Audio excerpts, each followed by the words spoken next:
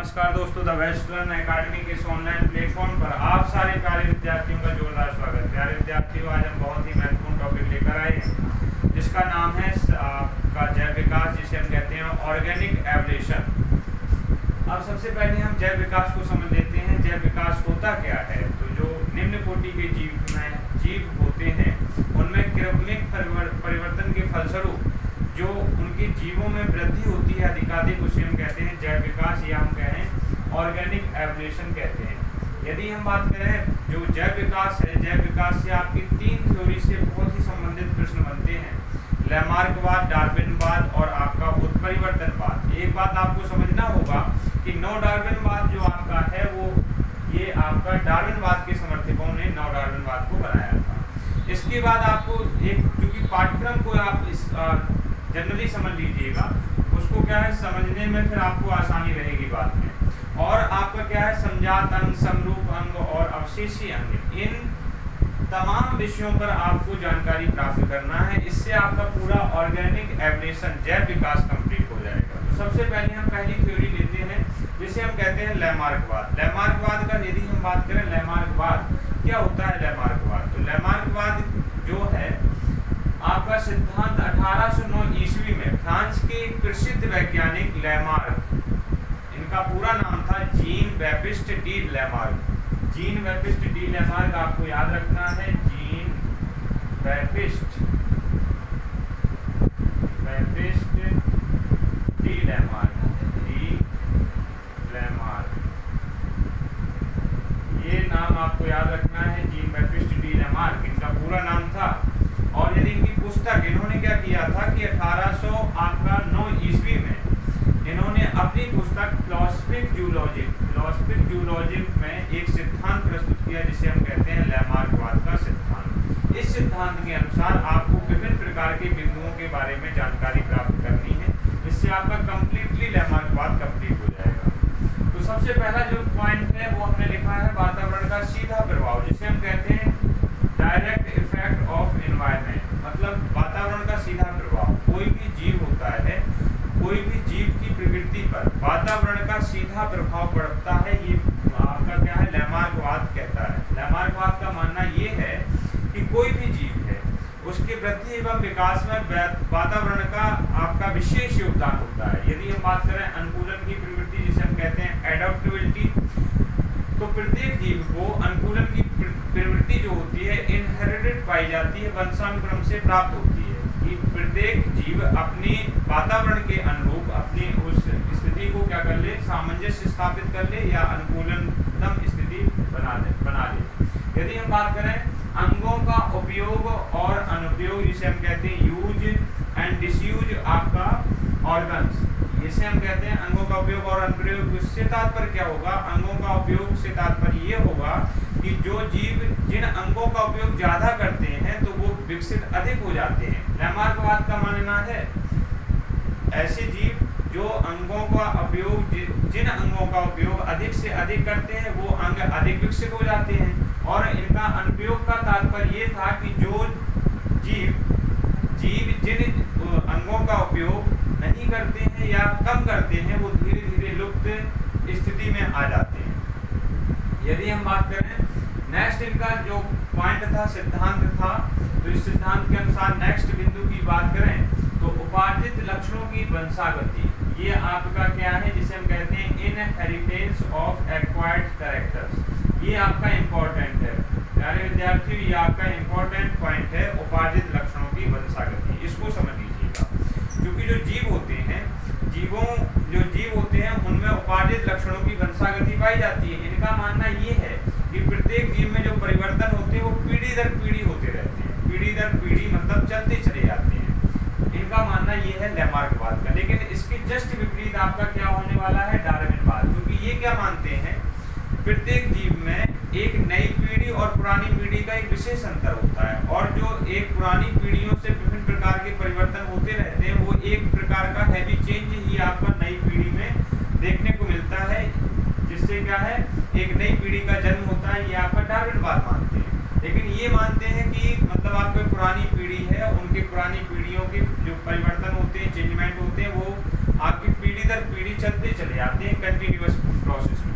यदि हम बात करें डार्विनवाद, तो डार्विनवाद क्या है? डार्विनवाद का सिद्धांत इन्होंने क्या किया, डार्विनवाद जो थे ये जो आपका ब्रिटेन के थे, लैमार्कवाद आपके फ्रांस के थे और डार्विनवाद आपके ब्रिटेन के थे। आपको याद रखना है ये ब्रिटेन के थे जो आपके डार्विनवाद हैं, ब्रिटेन के,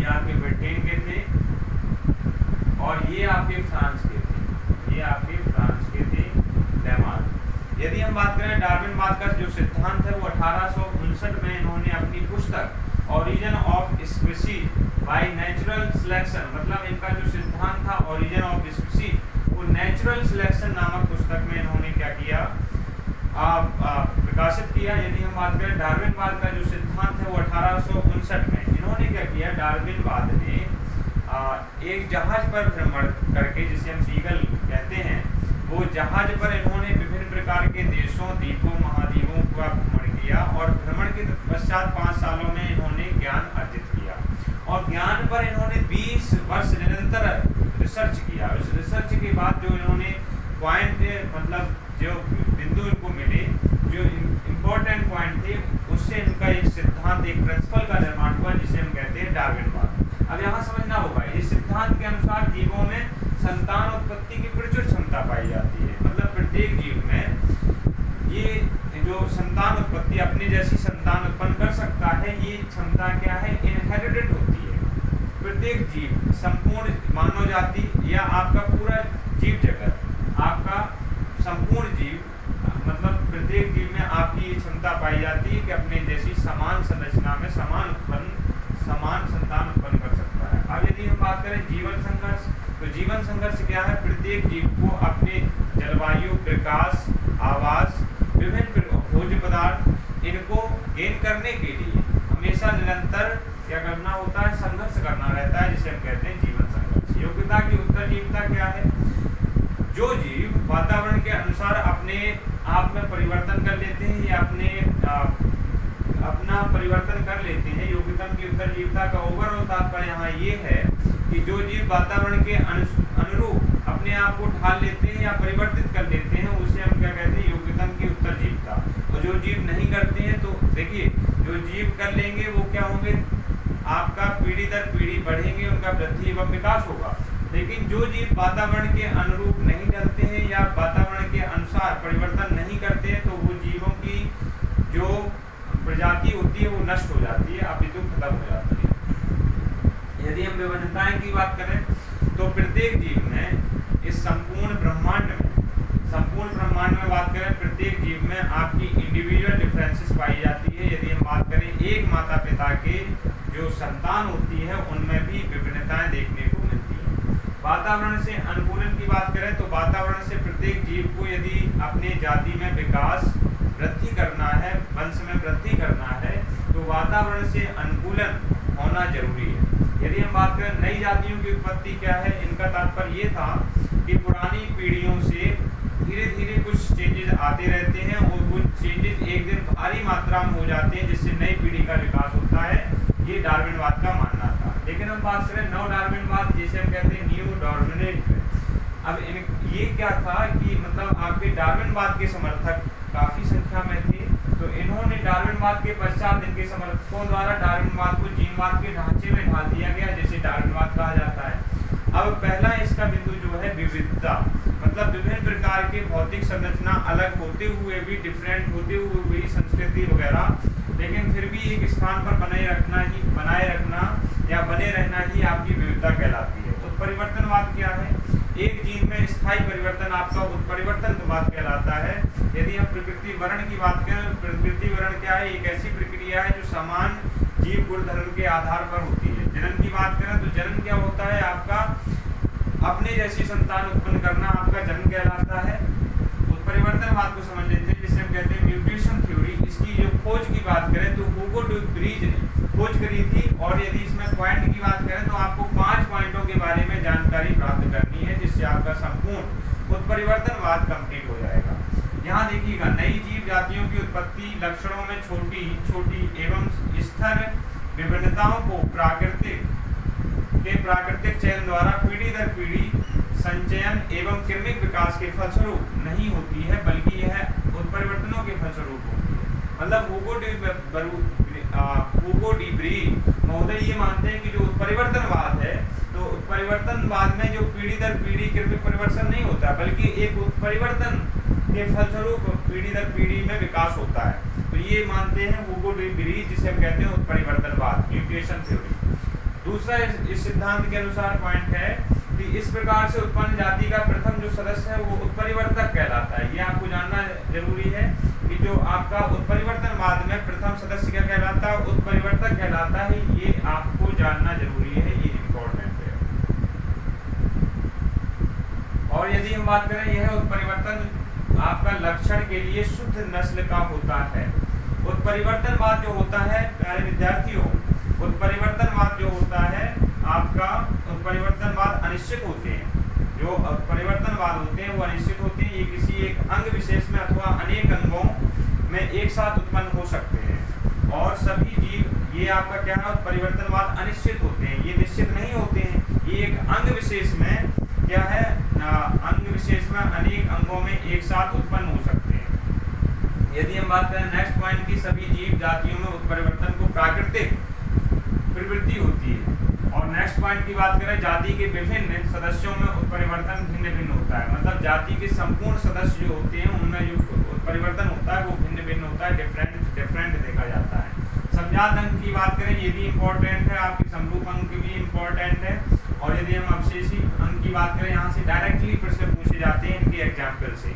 और समजात अंग समझ लीजिएगा क्या होता है। समजात अंग उत्पत्ति व रचना के आधार पर आपके क्या होते हैं, समान होते हैं, लेकिन कार्य के आधार पर ये भिन्न भिन्न होते हैं। ये आपको जानना होगा। समजात अंग जिसे हम कहते हैं होमोलोगस ऑर्गन। अब यहाँ देखिएगा जो आपके एग्जाम्पल इससे बनने वाले हैं, इंपॉर्टेंट है, वेरी मोस्ट इम्पोर्टेंट आपके तीनों एग्जाम्पल होने वाले हैं। इनको आपको बिल्कुल हूबहू याद रखना है। जो एग्जाम्पल से डायरेक्टली प्रश्न बनते हैं, पक्षी के पंख तथा घोड़े के अग्रपाद। अब यहाँ देखिए, अभी मैंने कहा था समजात अंग की जो परिभाषा दी थी, तो वो मैंने कहा था कि समजात अंग क्या होते हैं, उत्पत्ति व संरचना के आधार पर तो समान होंगे, लेकिन कार्य के आधार पर भिन्न भिन्न होंगे। एग्जाम्पल से आप समझ पाएंगे। पक्षी के जो पंख होते हैं वो उड़ने के लिए होते हैं, और घोड़े के जो अग्रपाद होते हैं वो दौड़ने के लिए होते हैं। इसी प्रकार मनुष्य का जो हाथ होता है, बाजू, मनुष्य की बाजू जो होती है वो किसके लिए होती है, कार्य करने के लिए होती है। गाय के अग्रपाद, ये भी आपका एग्जाम्पल हो गया। यदि हम बात करें मेढक के अग्रपाद तथा पक्षी के पंख, मेढक के जो अग्रपाद होते हैं और पक्षी के पंख, ये आपके समजात अंग के उदाहरण होते हैं। यदि हम बात करें समरूप अंग की, जिसे हम कहते हैं एनालोगस ऑर्गन, समजात अंग को हम क्या कहते हैं, हेमोलोगस ऑर्गन कहते हैं। और यदि एनालोगस ऑर्गन किसे कहते हैं, समरूप अंग को कहते हैं। समरूप अंग किसे कहते हैं, यहाँ देखिए उत्पत्ति और संरचना के आधार पर आपके समजात अंग समान थे, लेकिन कार्य के आधार पर भिन्न थे। इसी की जस्ट विपरीत आपकी डेफिनेशन हो जाएगी, उत्पत्ति व संरचना के आधार पर ये क्या हो जाएंगे, भिन्न हो जाएंगे, लेकिन कार्य के आधार पर आपके क्या हो जाएंगे, समान हो जाएंगे। जैसे कीट के पंख तथा पक्षी के पंख, ये आपके क्या होते हैं, समान होते हैं। कीट के पंख व पक्षी के पंख समान होते हैं, समान कार्य के लिए। चना तथा मटर के पौधे की प्रतान, ये भी आपके समान कार्य के लिए उपयोग होते हैं। और कीट के पंख तथा चमगादड़ के पंख, ये भी आपके पूछे जाते हैं। चमगादड़ के पंख निम्नलिखित में से किस प्रकार के अंग है, तो ये आपके समरूप अंग है, ये याद रखना है आपको सभी प्यारे विद्यार्थियों को। यदि हम बात करें अवशेषी अंग, वेस्टिकल ऑर्गन जिसे कहते हैं, ये क्या होते हैं, इनके एग्जाम्पल बेहद इंपॉर्टेंट है। कर्ण पल्लव हो गया, त्वचा के बाल हो गया, या वर्णिफॉर्म या अपेंडिक्स आदि। अब ये समझिएगा, जो अपेंडिक्स होता है वो सेल्यूलोज का पाचन करता है, और जो सेल्यूलोज होता है वो क्या होता है, सूखी घास फूस। अब ये समझिएगा कि पहले मानव क्या होता था, सूखी घास फूस खाता था, जिससे क्या होता है, सेल्यूलोज का पाचन होता था, इसलिए मनुष्य में क्या अपेंडिक्स पाया जाता था। लेकिन अब आज की स्थिति में देखा जाए तो ये एक प्रकार का अवशेषी अंग है, अपेंडिक्स है, ये एक लुप्त आपका अंग है। अवशेषी अंग, मनुष्य में अवशेषी अंगों की संख्या 100 है। यदि आपको वीडियो पसंद आया हो तो प्लीज लाइक, सब्सक्राइब, शेयर अवश्य करें। Thank you so much. जय हिंद, जय भारत।